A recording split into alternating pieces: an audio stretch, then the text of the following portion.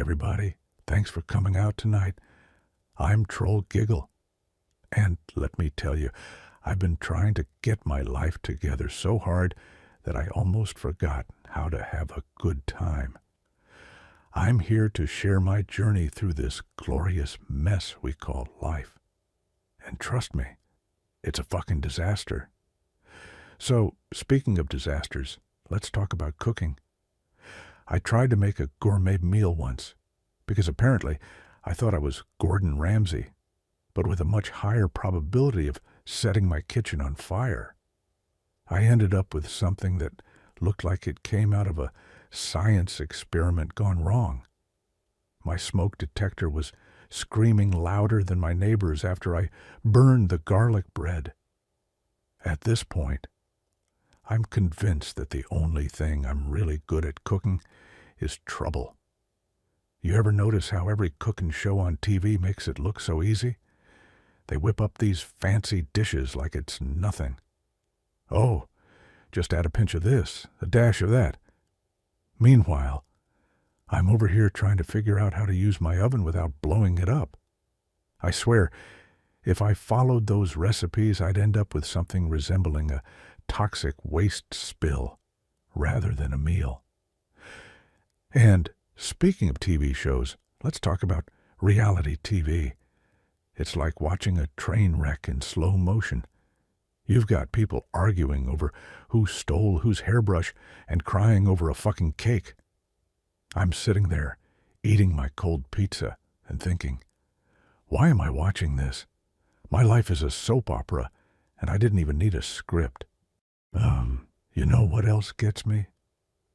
This obsession with perfect lives on social media. Everyone's out there posting their filtered selfies and perfect vacations.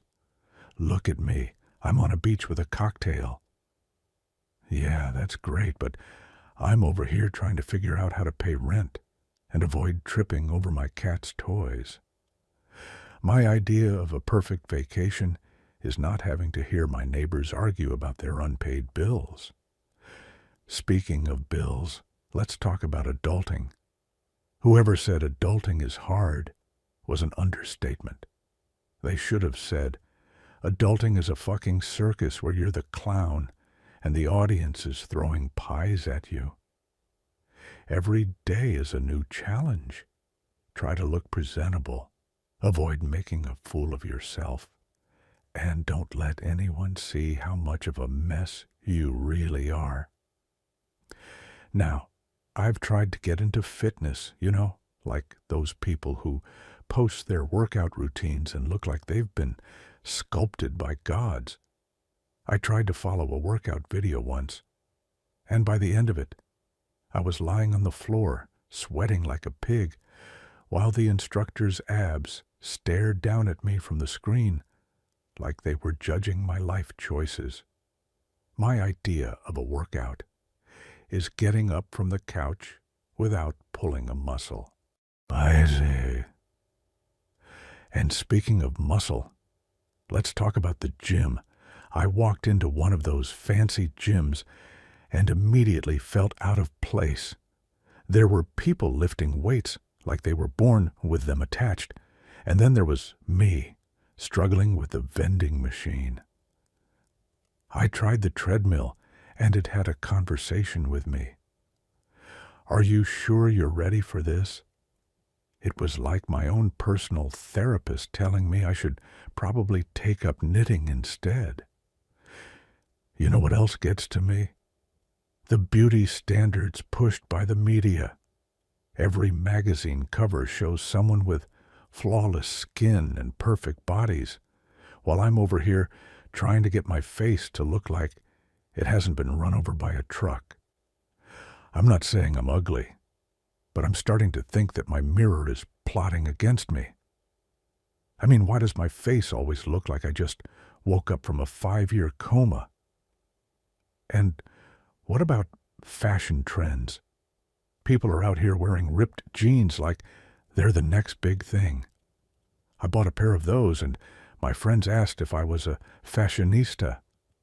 I told them, no, I'm just broke, and this is all I could afford. They said, "Oh, it's vintage." Sure, if by vintage you mean I haven't been able to afford new clothes in ages.